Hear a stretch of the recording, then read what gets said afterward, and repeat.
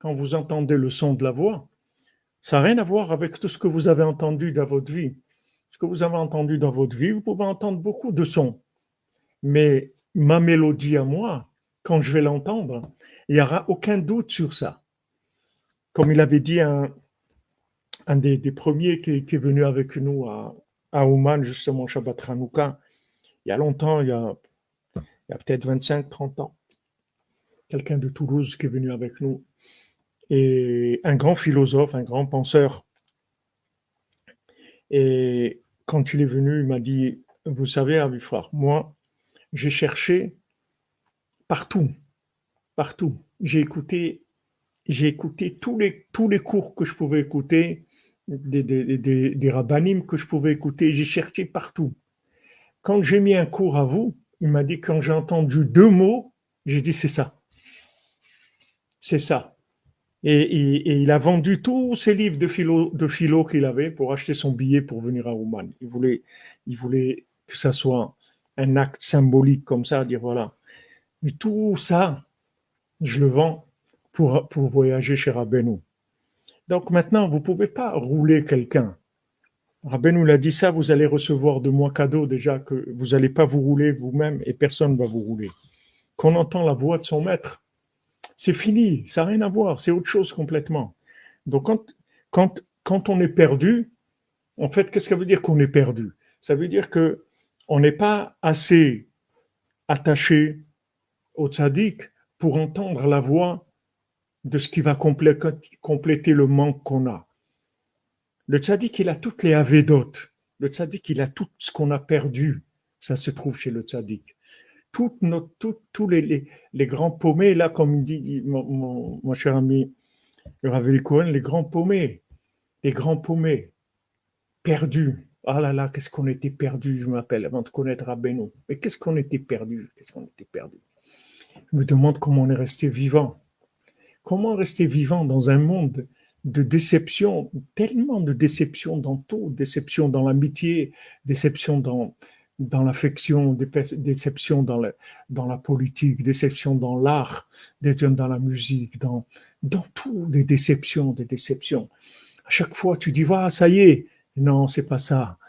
Et c'est, ouais, bon, on essaye de rafistoler des trucs et tout.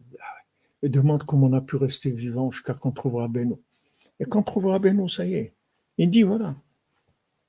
Moi, je peux l'amshicha miyachad aliédésé. Par le fait que maintenant, je vais reproduire le son, la mélodie de la femelle chez le mâle et vice-versa. Donc, il faut... le monde n'est pas perdu. Il y a un tzaddik dans le monde. On me dit, mon ami, Ben Shaya, il n'y a pas. On n'est pas perdu. Vous vous rendez compte, il y a quelqu'un qui est capable de vous reproduire la mélodie de ce qui vous manque dans tous les domaines. Dans tous les domaines. Tous les domaines. Il a la mélodie de la partie qui vous manque. Donc, est-ce qu'on a du souci à se faire? Seulement, il faut se rapprocher de Yosef, c'est tout. Il faut se rapprocher. Il faut se rapprocher de Rabbeinu. Il faut chercher Rabbeinu. Il faut chercher le rapprochement de manière à ce qu'il puisse nous envoyer le son de ce qui nous mettre à l'unisson, comme on dit, de nous faire rapprocher de ce qui nous manque.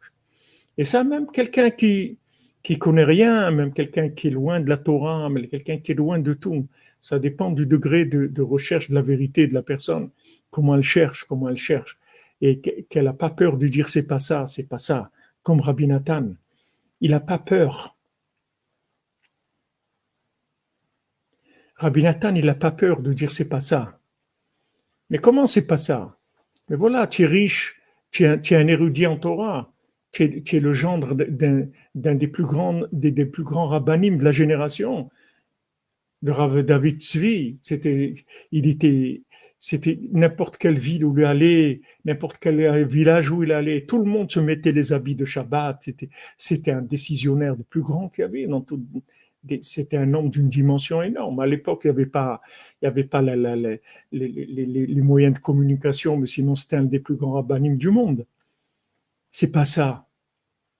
Rabbi Nathan dit, c'est pas ça. Mais comment tu peux dire, c'est pas ça? Mais qu'est-ce qui te manque? Je sais pas, c'est pas ça. C'est pas ça.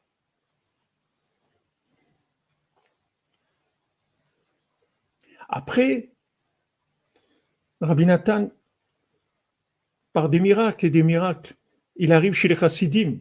Avant, c'était un opposé, c'est un opposant plutôt au chassidim, parce qu'il suivait justement son beau-père. Razak Jean-Luc, exactement. Le fils du Rav, exactement. Le fils du Rav.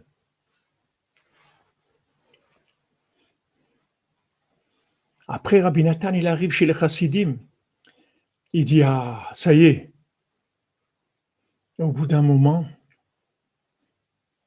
quand il envoie acheter des bégalets, il dit, c'est ton tour maintenant, tu vas l'acheter des bégalets.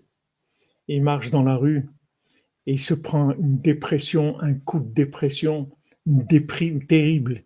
Il rentre dans une synagogue, il va dans l'endroit réservé aux femmes là-bas, et il fait des téhilim, et il pleure, et il s'endort dans une douleur, une amertume terrible. Mais parce que c'est terrible. Des